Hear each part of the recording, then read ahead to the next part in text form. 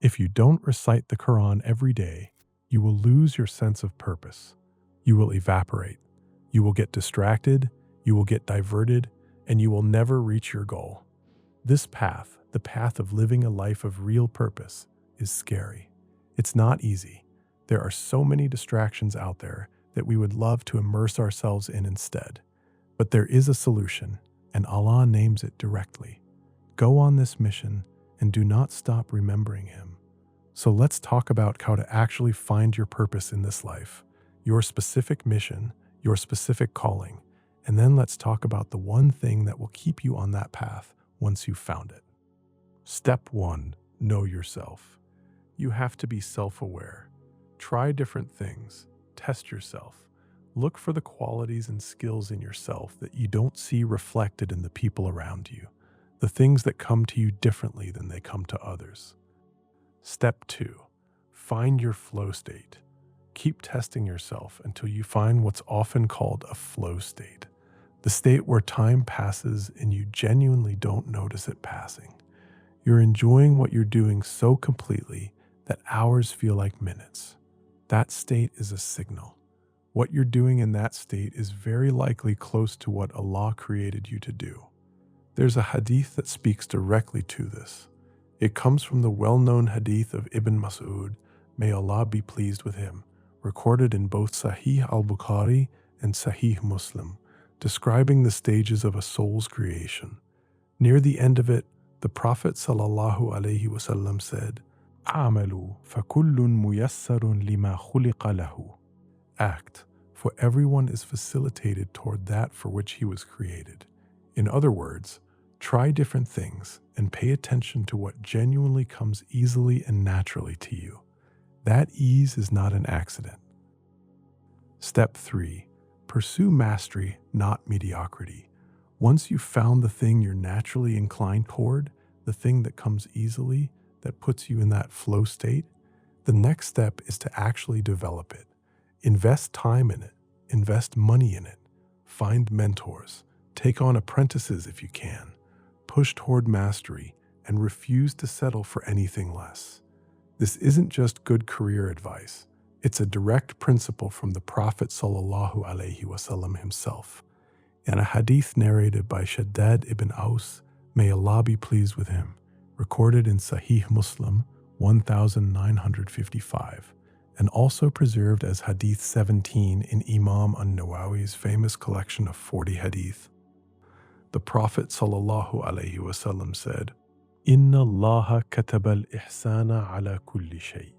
Verily, Allah have prescribed ihsan, excellence, mastery, upon everything. He continued, فَإِذَا قَتَلْتُمْ فَأَحْسِنُوا الْقِتْلَةَ وَإِذَا ذَبَحْتُمْ فَأَحْسِنُوا الذِّبْحَةَ وَلْيُحِدَّ أَحَدُكُمْ شَفْرَتَهُ وَلْيُرِيحَ ذَبِيحَتَهُ. So if you kill, kill well, and if you slaughter, slaughter well. Let one of you sharpen his blade, and let him spare his animal any unnecessary suffering. Think about the scope of that example. The Prophet ﷺ didn't reach for a lofty, abstract case to illustrate excellence. He reached for something as ordinary as slaughtering an animal for food and said, even here, do it with mastery. Even here, do it in a way that shows care and skill. If mastery is demanded in something as mundane as that, imagine what it demands in your actual calling, your craft, your career, your contribution to your community. Whatever your craft is, be a master of it. Don't spend your life trying to do what someone else is naturally good at while ignoring what you are naturally good at. And if you're trying to force yourself into something you're genuinely not built for, you're likely to cause more harm than good by taking up space someone better suited could have filled.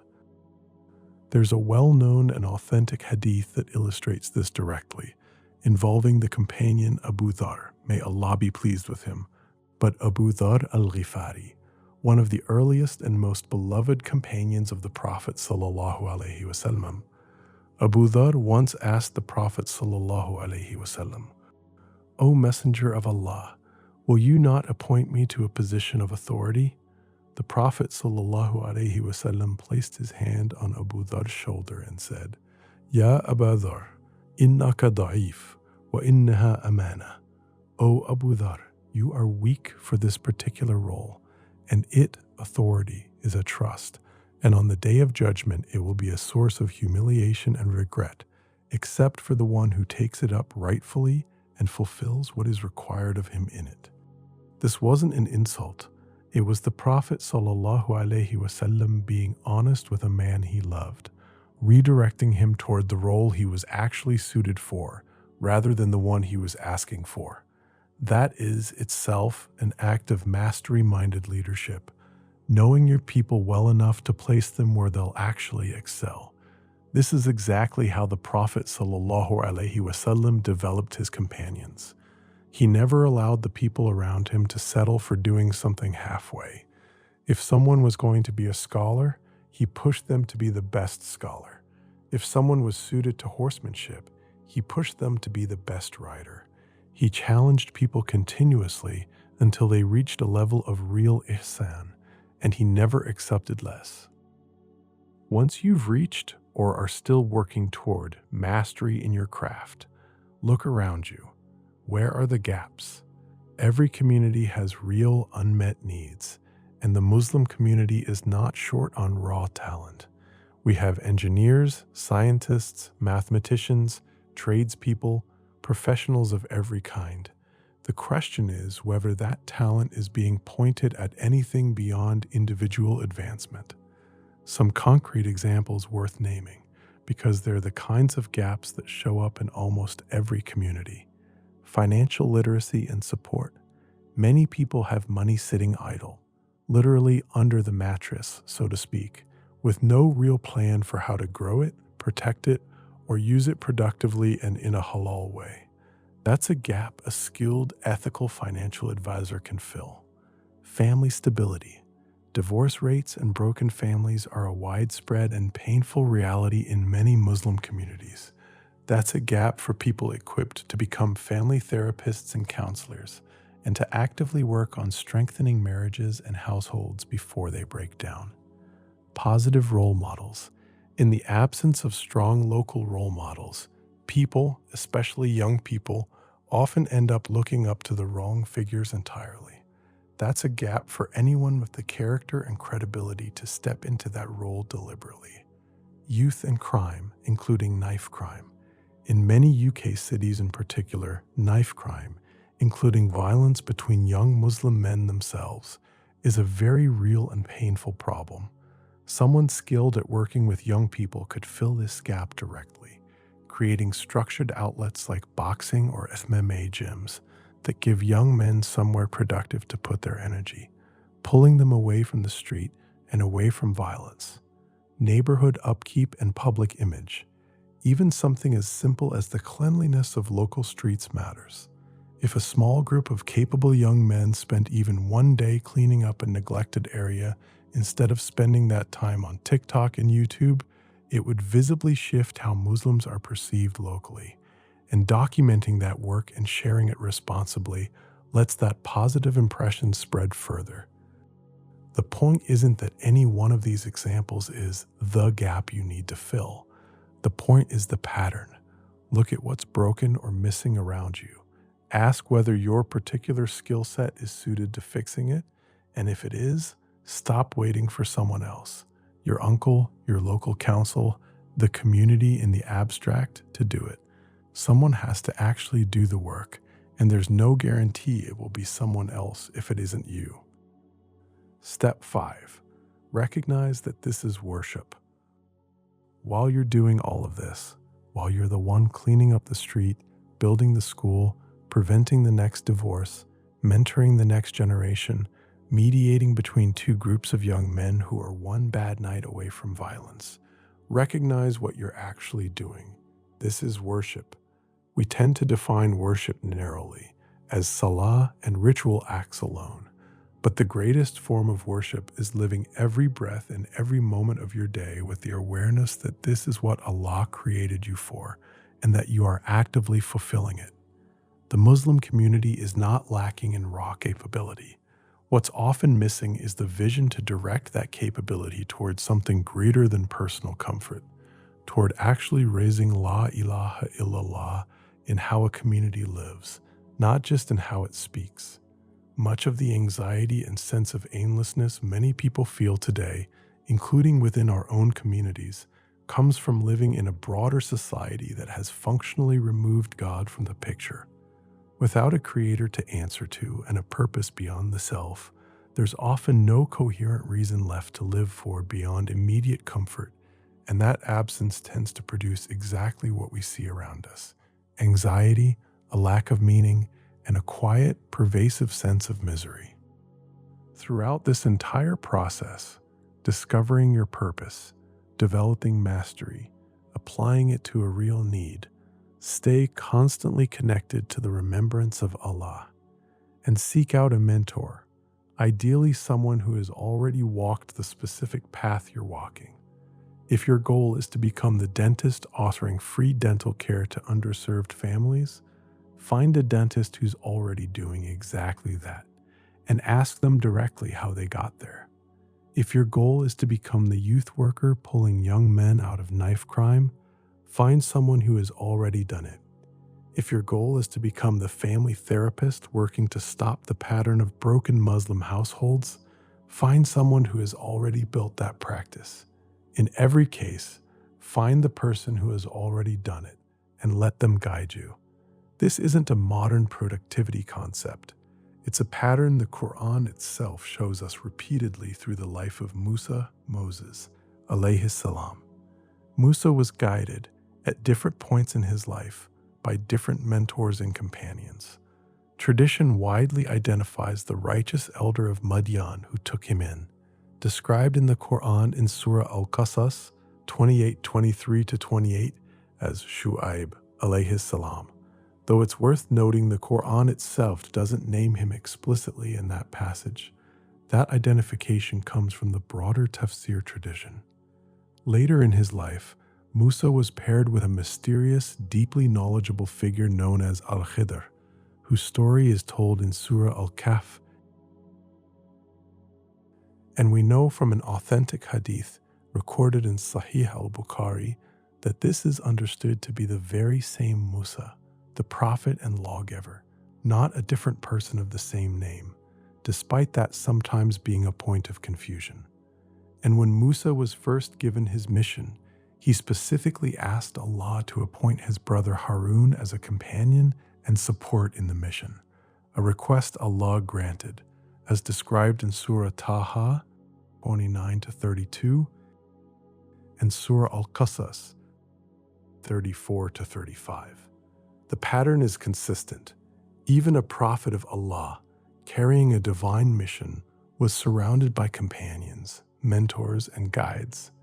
You are not going to reach your goal, your mission, your purpose in total isolation. You need a tribe, like-minded people walking the same direction. And remember, none of the problems worth solving are one-person jobs. Broken families, youth violence, community institutions, a whole generation's sense of purpose. These require a united group, bringing a variety of skills to bear on the same objective. We need every capable person we can get, stepping up rather than sitting back. Too many of us are content to sit at home, scrolling, waiting for some future rescue, waiting, as it's sometimes phrased, for the Mahdi to arrive and fix everything on our behalf. But Allah placed each of us here for a reason. The instruction is to step up, master your skill, find your people, find your mentors, and make real tangible change in the world around you, working as Allah describes the broader task of believers, to turn a dark world into one filled with light, faith, and La ilaha illallah. There's a sobering reality worth sitting with here. The Prophet ﷺ has passed away, and his companions are no longer with us either. But the work they used to do, the roles they used to fill in their communities, those needs didn't disappear when they did. The vacancies are still there. What's missing often is simply someone willing to fill them. Once you've actually found your purpose and started walking toward it, expect resistance. Not necessarily dramatic opposition, but 1,000 small pulls trying to divert you from it. It's worth naming these honestly, because you can't defend against the threat you haven't identified. Shiny object syndrome. This is the trap of constantly starting new projects without finishing any of them. You end up with a half-built masjid, a school with a nice logo and a website, and nothing else behind it. A little bit of this initiative and a little bit of that one, and ultimately, nothing actually completed. Depth beats breadth. Finish what you start before chasing the next idea. Relationships pursued for the wrong reasons or at the wrong time. Men distracted by women, women distracted by men, in ways that derail rather than support a person's actual mission. Financial stress. The pressure of bills and debt can absolutely divert a person from a life of purpose into a life of pure survival mode. Allah describes this general tendency directly in the Qur'an. The mutual rivalry for worldly increase diverts you. Surah At-Takathur 102:1. The constant chase for more, whether framed as ambition or simple survival, can crowd out everything else. Social media and smartphone use. This is one of the most significant modern diversions. Various studies and surveys on youth screen time have found that many young people, commonly cited in the range of teens and young adults up to their mid-20s, spend several hours a day on their phones, often concentrated on social media and short-form video. The exact figure varies from study to study and year to year, but the broad pattern is well documented and worth taking seriously. Get a real handle on your own phone use, because it is actively competing for the hours you'd otherwise spend building toward your purpose. Fame and public recognition. Even legitimate success, once it brings public attention and glorification, can quietly pull a person away from the original, sincere intention that started their work in the first place. Gaming and other high-consumption entertainment. Competitive online gaming in particular can consume enormous amounts of time, sometimes double-digit hours in a single day for serious players. A small number of people genuinely do turn this into a livelihood through competitive gaming, but for the overwhelming majority, hours spent chasing that outcome are hours that could have gone toward a more realistic and more meaningful mission. This isn't a blanket condemnation of gaming as entertainment in moderation. It's a caution against mistaking a leisure activity for a life's purpose. Escapism, the deepest distraction. Underneath most of these individual distractions sits one deeper pattern: escapism. Many of us don't want to face the reality that we are, in many ways, drifting, that we are not currently living lives of clear purpose, and rather than confront that discomfort, we retreat. We binge the next series, we queue up the next film, the next anime, the next stream, episode after episode, notification after notification. Why? Because it is simply easier, far easier, to disappear into a manufactured, low-stakes reality than to sit with the discomfort of unfinished work and unmet responsibility. It's more comfortable to watch a fictional world's problems get resolved in 45 minutes than to face the real, unresolved problems of your own street, your own family, your own community. But there is real work to be done, and avoiding it doesn't make it go away. We need to be the ones who face these problems directly. The youth violence, the broken families, the disconnection, rather than the ones who scroll past them. We are meant to be the problem solvers Allah placed on this earth, working to rebuild it in the image of what Medina once represented under the Prophet ﷺ, a city defined by knowledge, by brotherhood, by unity, and by functioning institutions. No one else is going to do that work for us.